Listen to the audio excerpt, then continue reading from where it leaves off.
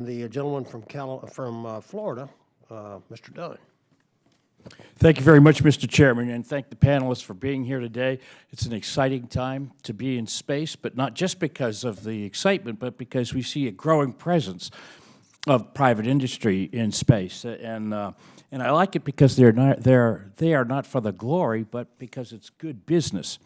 In Florida, which Space Florida runs the space complex down there, it actually makes money. It runs in the black. So space is good business, and today I'm particularly interested in how these public-private relationships, commercial relationships, are working. So let me start, if I can, with Dr. Koenigsmann. You briefly noted in your written testimony that the NASA SpaceX COTS partnership has the distinction of being this pay-for-performance partnership between government and private business. Can you elaborate more on those innovative fixed-price pay-for-performance contracts and how that leverages the private or the public investment and private investment? So, for one reason, if we, in the unfortunate case that we do need a little bit longer, if that happens, that does not increase the cost, for example, because the payment is tied to a particular milestone, like a certain test or a flight or something you can actually put a certain value towards. Yeah. So I believe it gives you more control from taxpayers' perspective, where the money goes and how the money is split up over even over a longer period and a rather complex project like a Crew Dragon, for example, is.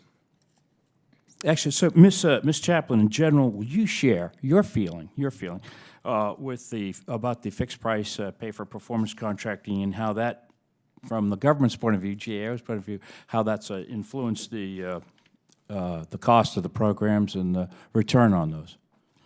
So they can be a really good approach to follow, as long as you do have your requirements defined and you're not asking for the contractor to be inventing too much in the program. If they have to go into a situation where there's a lot of unknowns and nobody knows how long it's going to take to get it done or how complex it's going to be, it'd be very difficult for a contractor to sign up for a fixed price arrangement. And that's where the government backs off and goes into a cost-plus environment. And the other issue is, as long as NASA itself has to decide how much control does it want over the situation, how many requirements does it want to specify, how involved in the engineering does it want to be, how much control does it need. So when it feels like it needs more of that control, it's going to also put you back into a cost-plus situation. But in these instances where you can use fixed price, the requirements are known, they can be very good ways to save money. Thank you. So, Mr. Gerstenmaier, in the cost end of the training side, you now have 3 new different manned capsules. And I presume your astronauts have to train on each of these going forward. How are you going to segment that training? Are you going to is it everybody trains on everything, or a third here, a third there, or how's that work?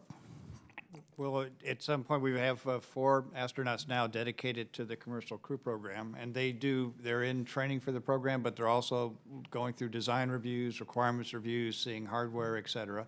We'll eventually assign some of that cadre to the 2 test flights that are upcoming.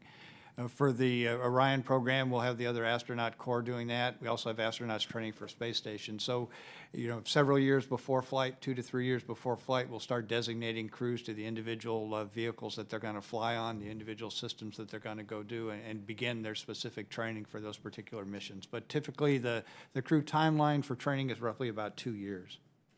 Outstanding. So, Mr. Mulholland, in the little time that's left to us, I wonder if you would also comment on the use of these private partnerships and commercial relationships and how well that's working from your point of view.